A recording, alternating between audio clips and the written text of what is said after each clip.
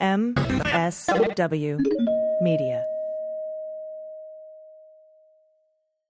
This episode is supported by MixHers, a nutritional supplement that helps balance hormones. Get $5 off your first purchase at mixhers.com/dailybeans and use code dailybeans.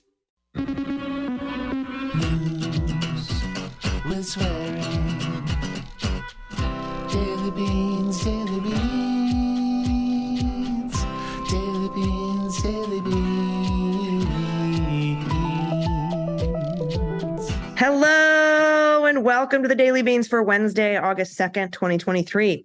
Today, Donald Trump has been charged with 4 counts in his plot to overthrow the government in 2020.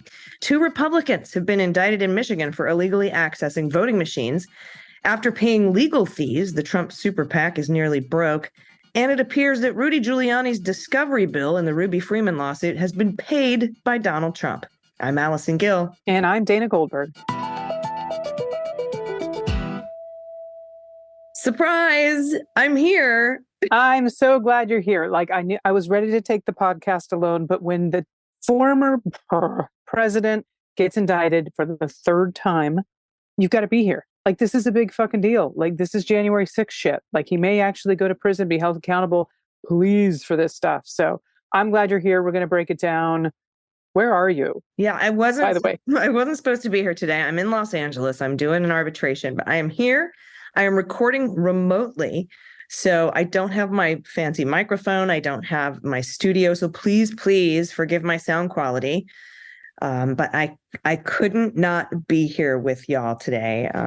Everybody listening and Dana, I had to. So I made it happen. And we have a lot of news to get to. So let's hit the hot notes. Hot notes. All right, let's have a discussion about this indictment. There are 4 charges. Yes. It's Title 18, U.S. Code 371. We have 1512K, 1512C2, and 241. Now, 371 encapsulates a lot. It includes the fraudulent elector scheme, the Pence pressure campaign, the riot on January 6th, and using the DOJ to subvert the election and coax out fraudulent electors. Now, 1512K is the conspiracy to obstruct and impede the electoral count on January 6th. 1512C2 is the actual obstruction of the electoral count on January 6th. And 241 is the conspiracy against rights. And specifically here in this indictment, it's the conspiracy against the right for one or more persons to have the right to vote and to have their vote count. So we were wondering how he might apply that. Now we know how he is applying that particular charge. There are 6 unindicted co-conspirators named they're not named, they're given numbers. But we've got a good idea of who they probably are, at least most of them. Yes, I've been able to suss most of these out. And these are just so far unindicted co-conspirators. And they appear to be as follows. That the co-conspirator 1 seems to be Rudy Giuliani. Co-conspirator 2 seems to be John Eastman. Co-conspirator 3, Kraken herself, Sidney Powell. Woohoo! Co-conspirator 4, the pantsless Jeffrey Clark. Co-conspirator 5 appears to be Cheesebro. And co-conspirator 6 is the one that's a little unclear. But I'm leaning Epstein, and those are beans. I'm not as certain about that particular one. It could be Waldron, but I believe it's Boris Epstein. Could be Pete Navarro, but I'm sticking right now. My heart's with Boris. Again, they're still unindicted at this point. This is only an indictment against Donald Trump, and he's not called the former president. He's just called the defendant, or Donald Trump, which is nice. Now, this might be to draw them out to cooperate or turn on each other, or it might be because Jack Smith announced today he wants a speedy trial, and adding all those co-conspirators could certainly slow things down. I mean, if you think Donald Trump can delay stuff by making, no kidding, filings, imagine 6 of these jackasses plus him trying to, delay all of this. So we're going to discuss the details of this indictment along with everything we learned over the course of this week, obviously on the next episode of the Jack podcast. I've also written a summation of this indictment over on Post. I'm on Post at Mueller, she wrote. Meadows does not appear to be one of the co-conspirators here, which means he's either cooperating or maybe kind of cooperating, like cooperating just enough. You know how they do? Again, we just don't know at this point. Now, this case, this is the best news. This case has been assigned to Judge Tanya Chutkan. She's an Obama appointee. She was confirmed by the Senate 95-0. It's amazing. Incredible jurist. She spent a lot of time as a defense lawyer. She's a woman, which I dig. I think women have a different perspective of justice. That's just me. Not better, not worse, just different. And Andy and I will go more into her record this weekend on the podcast on Jack. Now, Pence has put out a statement, and in part, he said, anyone who puts himself over the Constitution should never be president of the United States. So he appears to be using this as a big off-ramp to start coming out against Donald Trump a little more forcefully. There's a little pause after coming out, and I was like, go back in. Yeah. Put him back inside. We do not want him on our side, even if he is. That would be very interesting, but no. I've gone over this indictment. I've read it a couple times pretty quickly. I still need to sit down and study it very slowly and deliberately. But it is a lot like what Norm Eisen and his co-authors wrote in their model prosecution memo, except they're using 241 and 1512K instead of 2383, which is incitation of an insurrection. They don't go so far as to charge him with incitation of an insurrection or under the Insurrection Act or with seditious conspiracy. Now, I think this trial we could see this go in March. We know that Alvin Bragg has signaled quite loudly that he is willing to put his falsification of business records felonies case on hold in the interest of justice, which I think he means within the interest of the Justice Department in case they came out with this indictment. So we'll see. We'll see what happens with some of the filings, and all of this is going to come out. Neil Katyal believes that the others are uncharged, so they can get this trial done quickly. As I said, Jack Smith wants to apply the speedy trial stuff here, and normally, and we kind of learned this in the documents case, the speedy trial, right to a speedy trial, is something that defendants usually invoke, but not this time. But it's also our rights as citizens of the United States. This indictment is the United States versus Donald Trump. That's us versus Donald Trump. And we have just as much of a right to a speedy trial as he does. And I think we'll see Jack Smith argue that. So that is what's going on. But let's listen to the very brief statement by Special Counsel Jack Smith today, where he invokes the speedy trial. Good evening. Today, an indictment was unsealed, charging Donald J. Trump with conspiring to defraud the United States, conspiring to disenfranchise voters, and conspiring and attempting to obstruct an official proceeding. The indictment was issued by a grand jury of citizens here in the District of Columbia, and it sets forth the crimes charged in detail. I encourage everyone to read it in full. The attack on our nation's capital on January 6th, 2021, was an unprecedented assault on the seat of American democracy. As described in the indictment, it was fueled by lies. Lies by the defendant targeted at obstructing a bedrock function of the U.S. government, the nation's process of collecting, counting, and certifying the results of the presidential election. The men and women of law enforcement who defended the U.S. Capitol on January 6th are heroes. They are patriots, and they are the very best of us. They did not just defend a building or the people sheltering in it. They put their lives on the line to defend who we are as a country and as a people. They defended the very institutions and principles that define the United States. Since the attack on our Capitol, the Department of Justice has remained committed to ensuring accountability for those criminally responsible for what happened that day. This case is brought consistent with that commitment, and our investigation of other individuals continues. In this case, my office will seek a speedy trial so that our evidence can be tested in court and judged by a jury of citizens. In the meantime, I must emphasize that the indictment is only an allegation and that the defendant must be presumed innocent until proven guilty beyond a reasonable doubt in a court of law. I would like to thank the members of the Federal Bureau of Investigation who are working on this investigation with my office, as well as the many career prosecutors and law enforcement agents from around the country who have worked on previous January 6th investigations. These women and men are public servants of the very highest order, and it is a privilege to work alongside them. Thank you. Now, it's of note, Dana, that he mentioned the Capitol Police. That was, in his very short comments, one of the main focuses of his speech, and how they were heroes that day. Mike Fanone said today, quote, Donald Trump spent his entire lifetime fucking around, and he's about to find out. I'd like to think that in some small way, I played a part in all of this. Absolutely. Now, Harry Dunn released the following statement. All I've wanted from day one is accountability and justice for the law enforcement men and women who fought bravely on January 6th. As we get closer to the proverbial finish line, I can only reflect on how long this fight has been.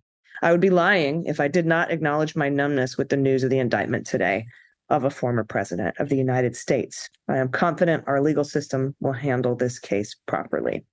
So long time coming, but we are here. We've made it. Absolutely. I know you never wavered. I know that. I mean, there's days where we were tired. There's days that we were a little bit worn out and beat down, but you never wavered thinking this was going to come. So I'm happy to be here talking about it with you today. Thank you. I'm very glad you're here too, my friend. But we do have more news, don't we? We do. There's more news from today, and it happens to be with more indictments by who? Republicans. Former Republican Attorney General candidate Matt DePerno and ex-state rep Dare Rendon. They've been indicted by a grand jury facing criminal charges for their alleged role in a scheme to access voting machines following the 2020 presidential elections. That's according to the case details provided by the Oakland County Circuit.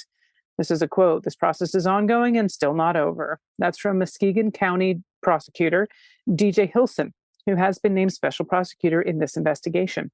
Now, via email, Hilson told MLive there is still more to come, but it wasn't immediately clear if the grand jury is still deliberating whether to indict the 7 others named in the investigation. Hilson declined to comment on grand jury proceedings. DePerno, spelled erroneously online as Matthew DeParno, by the way, is facing 4 charges: undue possession of voting machine, conspiracy to commit undue possession of a voting machine, conspiracy to commit unauthorized access to a computer or computer system, and willfully damaging a voting machine. Rendon's also facing 2 charges: conspiracy for undue possession of a voting machine and false pretenses. Now, all the charges they are facing can be charged as felonies. That's a good point. Now, DePerno, through his attorney Paul Stieblin, said that the charges are unfounded and lack merit. Well, we'll see about that, Stieblin. Hilson released a statement saying the charging decision was the result of a thorough decision-making process by an independent citizens grand jury, and that he and his team, and I quote, will be preparing for the next steps in this process. The citizens grand jury carefully listened to the sworn testimony and analyzed the evidence as required by law and returned a decision to indict each of the defendants. Although our office made no recommendations to grand jury as to whether an indictment should be issued or not, we support the grand jury's decision and will prosecute each of the cases as they have directed in sole interest of justice. Both DePerno and Rendon were arraigned via Zoom. Fascinating world we live in, by the way, on Tuesday and released on a $5,000 personal bond, each standing moot to the charges, according to Stafford Chief Judge Jeffrey Mattis. Now, at the time of publication, DePerno and Rendon are the only ones officially charged, as I said, for their role in this alleged seizing and tampering with a tabulator machine in the wake of the 2020 presidential election. Others who could face indictments, however, include Stephanie Lambert Juntila, an attorney who has repeatedly pushed to overturn the results of the 2020 presidential election in Michigan, and Barry County Sheriff Dar Leaf. They're both in trouble here. Gentila claimed last week on a conservative podcast her lawyer had been notified she would also be indicted for her role in the ongoing tabulator probe. No record of charges against Gentila were found online as the time of the publication on Tuesday. That could change very, very quickly. Interesting. So it's a bunch of stuff going down in Michigan as well. Somebody else just made a very interesting tweet about who co-conspirator number 6 could be. And they think perhaps it could be Mike Roman, based on his testimony that he gave the January 6th committee and how similar that looks to what has turned up in the indictment. So there's another possibility for co-conspirator 6. We don't know yet, but let's go over to how this new, now 4 times indicted, if you count superseding indictments in Miami, is spending his money. His political action committee, which began last year with $105 million, now has less than $4 million. Dana, after paying tens of millions of dollars in legal fees. The dwindling cash reserves in Trump's PAC, the Save America PAC, have fallen to such levels that the group had made a highly unusual request for a $60 million refund of a donation it made previously to another pro-Trump Super PAC. This money had been intended for television commercials to help Trump's candidacy, but as he is the dominant frontrunner, his most immediate problems appear to be legal, not political. Oh my God.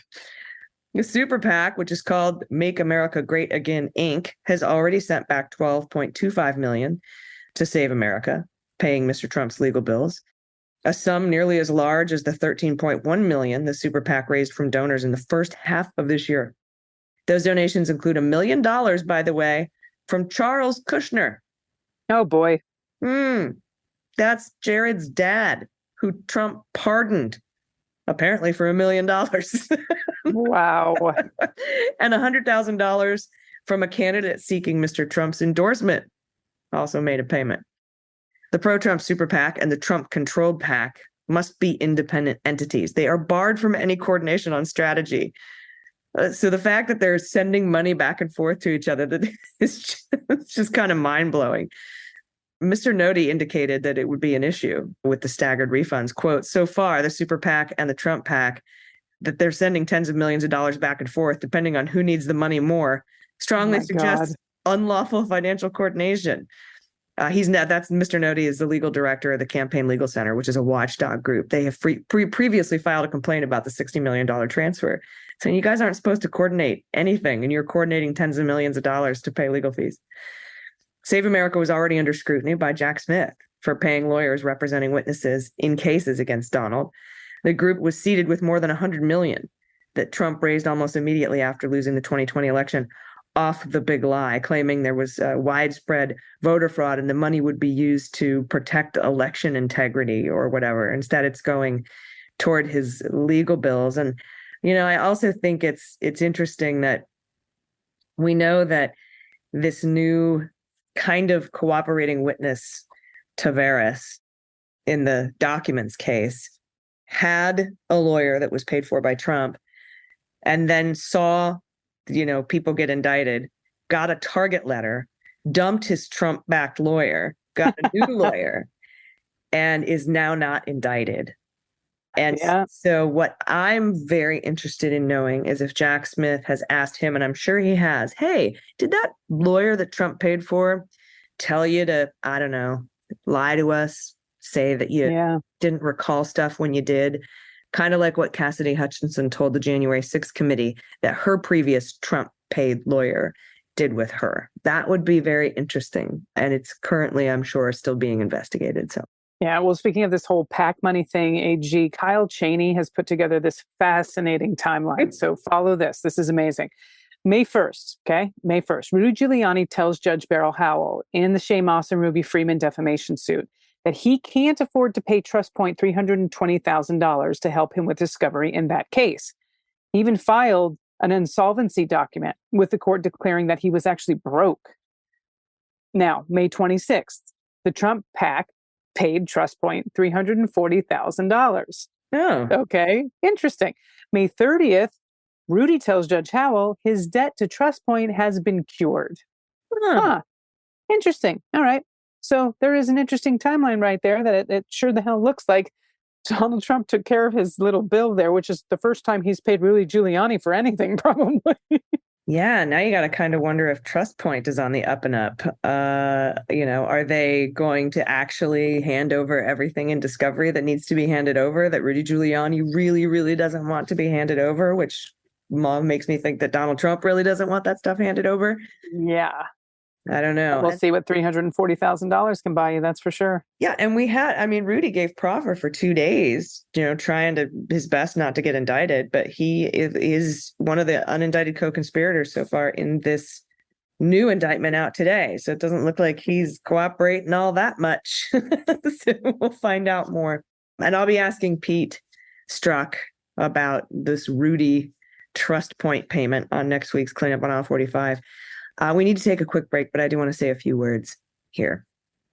So today is the culmination of nearly 6 years of my life. After having been removed from my job in the federal government by Donald Trump for combating his disinformation during the Mueller investigation, to defeating Donald Trump in 2020, to preventing the red wave in 2022, to supporting fact-based news and trying to keep everybody informed.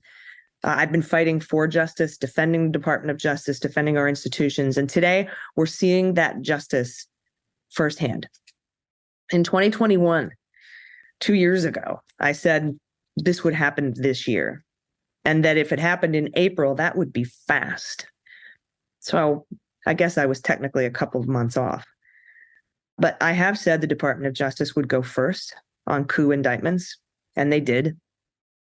And you have all been there fighting in defense of the institutions right alongside me. And I just wanted to take a moment to thank you all so much. Your support, your kindness, this community, your belief in democracy have brought us to this moment. This is a moment now where Joe Biden is the president. Donald Trump is being held accountable for his crimes. And I'm just eternally grateful personally, but also as a defender of democracy and as a citizen and as a patriot. So I just wanted to say I truly love y'all. And I honestly believe we're here because of each other. So thank you very much. And Dana, thank you. You've been here with me since 2020. Yeah, it's been such an amazing addition to my life, and I'm smarter because of it. I know more things in our government because of you. I'm more aware of some issues that I wasn't aware of because of you. And I learn every day from you and our listeners and the stories that they tell through our good news. And I think every day this podcast just makes me a more well-rounded human being. And I know I bring a lot to the table, and I still learn every day from you and from the listeners when they share their stories with us. So I love being here. Absolutely. Same.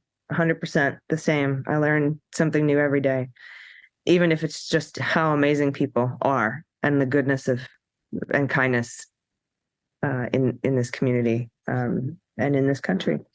There are way more of us than there are of them. And There are indeed. We can keep this up.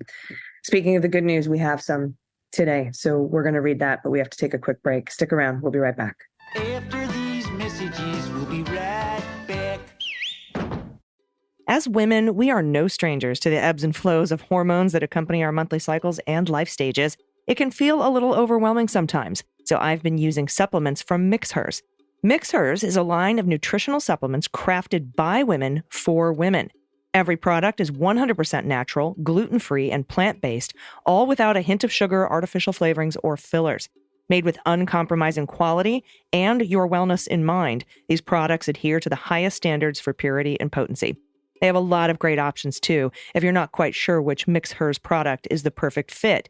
There's a quick quiz that will match you with the supplements that align with your unique health and wellness objectives. I have been most impressed with the Her Thrive supplement. It has specific ingredients to address hormone fluctuations that lead to a variety of menopausal symptoms. This means it boosts my health and energy and mood while helping me with my night sweats and hot flashes. And on top of it all, it's seriously delicious and it helps me increase my water intake. Having healthy options is important to me, and MixHers truly delivers. Whether you're seeking pre- or postnatal supplements, menopause support, or even a libido booster for sexual wellness, MixHers is the go-to source. They truly have the perfect supplement to enhance every woman's health. You've heard the buzz about MixHers, but this is your sign to give it a try. MixHers birthday sale is live. Get 15% off site-wide. Everybody, welcome back. It's time for the good news. Who likes good news? Everyone? Then good news, everyone!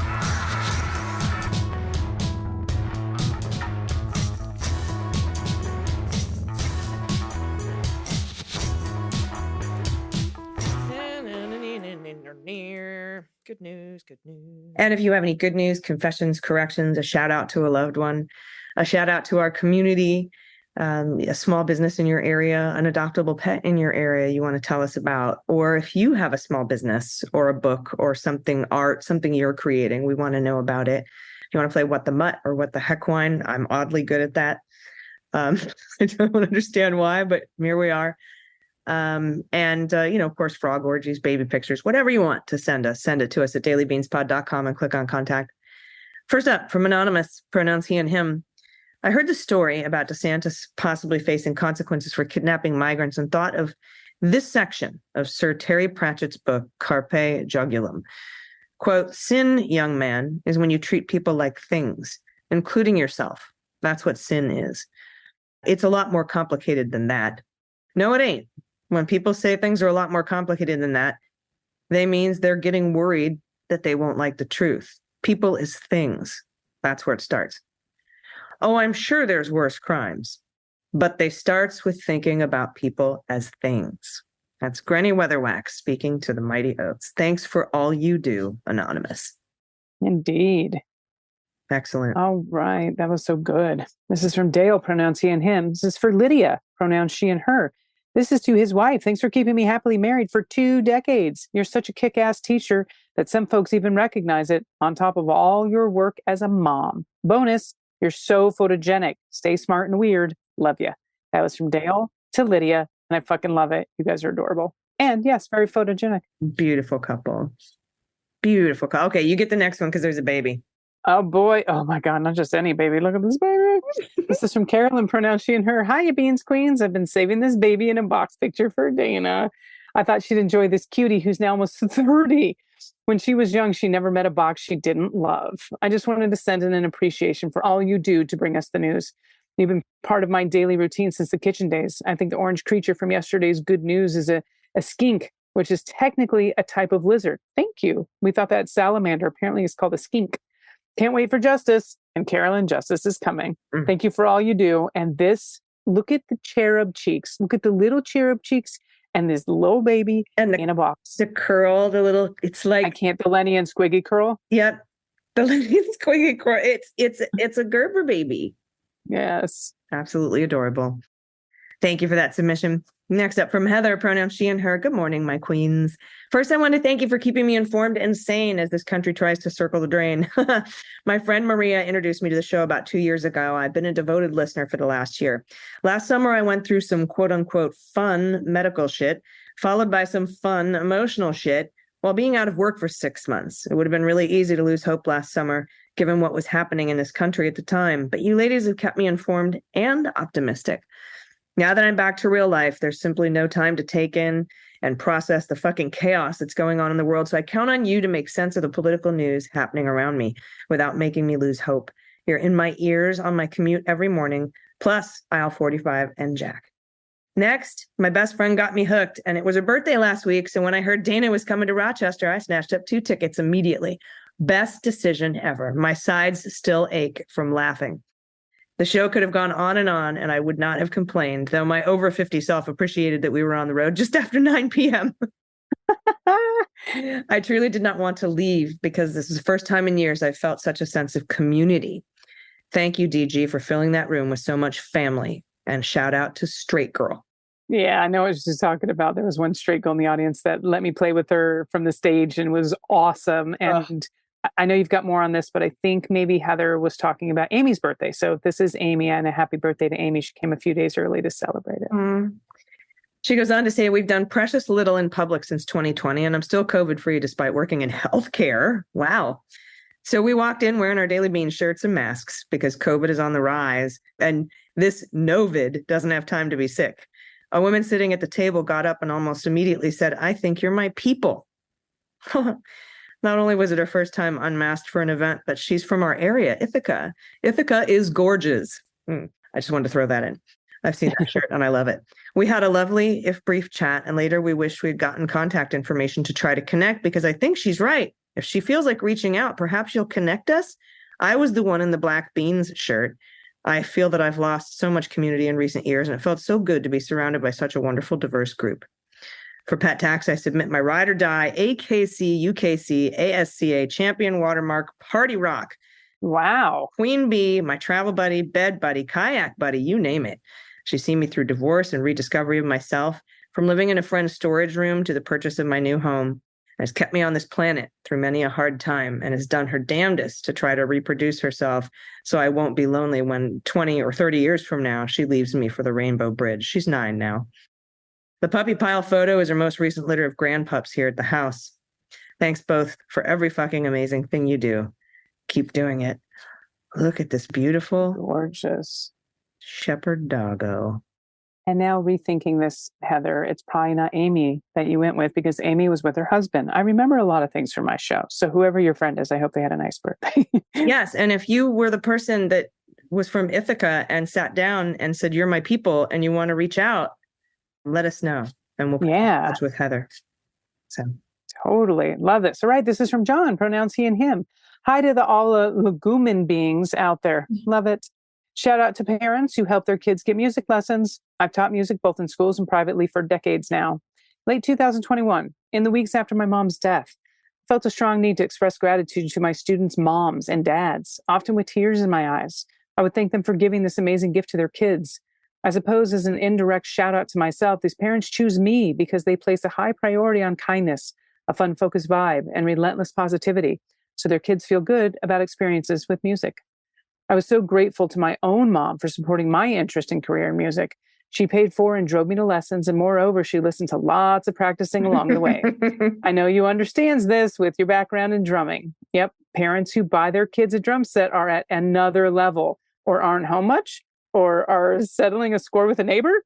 But that was a hi-hat hit right there. Well done, John. I did. I was in elementary school, and I used to drag this giant snare drum from my house all the way up to my elementary school and drag it all the way back down because I started playing drums when I was 8.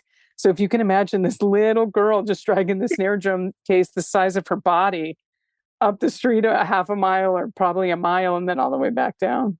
My poor parents and suffering through my violin lessons. I mean, the piano, sure. I mean, you get the furlies in your head for a good year there, but the violin, the squeak, squeak, squeak. I was not good at the violin, and that is a loud, angry instrument. A loud, angry instrument when you don't know how to play it. That is true. It is. So yes, bless the parents who put up with music lessons. You are the salt of the earth. Thank you all so much. Again, today is a very big day. Dana's going to carry the show tomorrow. Or am I? We really don't know. Hey, I might get out of my thing early and maybe I'll show up and we can record another non-studio, non-microphone, terrible audio version of our show. Oh my God. I tell you what, our producer and our engineer and our sound woman, Desiree, is just absolutely the best.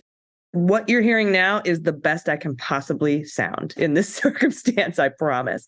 So thanks to the whole team that does this show. And thanks to everybody that's been involved with this. This is just the beginning. We are going to be following this accountability and justice now for a while. And it's going to feed our souls. So thank you. And thank you, Dana. Yeah. You know who I think of every damn time one of these comes down? I'll give you one guess. What? Mary fucking Trump. I hope that she feels vindicated. I know she's exhausted. I know that she's got a lot of work that she's taking care of when it comes to her own being.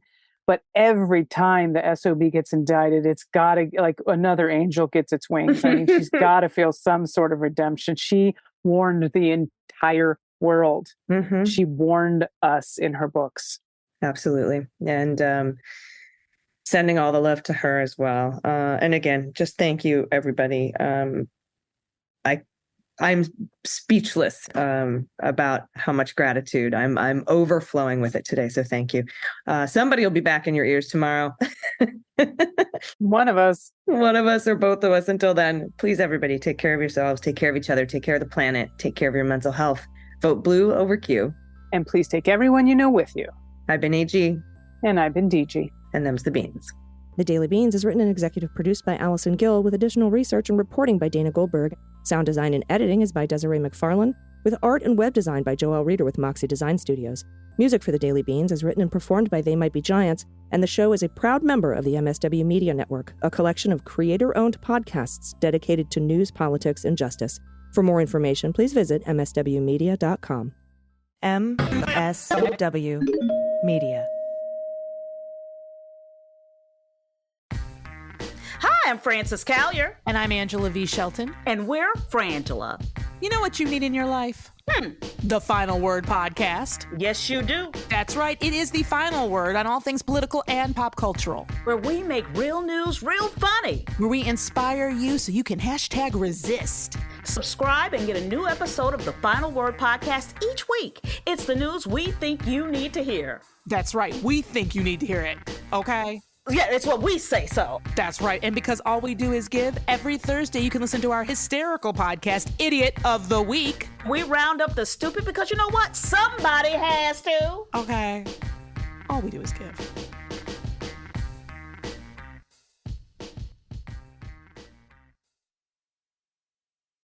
Hi, I'm Harry Littman, host of Talking Feds, a roundtable that brings together prominent figures from government law and journalism for a dynamic discussion of the most important topics of the day. Each Monday, I'm joined by a slate of Feds favorites and new voices to break down the headlines and give the insider's view of what's going on in Washington and beyond. Plus sidebars explaining important legal concepts read by your favorite celebrities. Find Talking Feds wherever you get your podcasts.